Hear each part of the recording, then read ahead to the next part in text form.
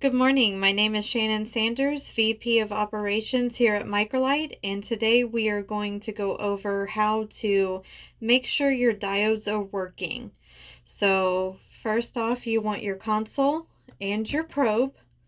Make sure you have your safety glasses as well because you want to be wearing them when you test the probe.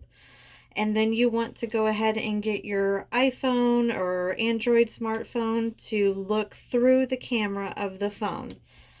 So I'm going to turn off my lights here so we can demonstrate how to do this. So we're going to turn on the console, dial it up.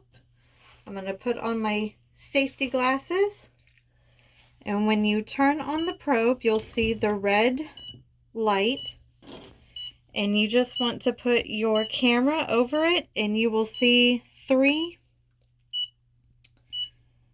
red LED lights coming out of each of the diodes with the center red light in the middle.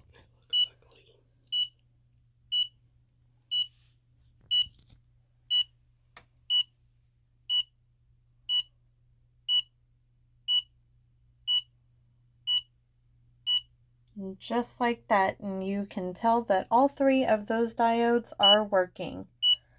If you have any questions, give us a call at 713-520-0668. Thank you.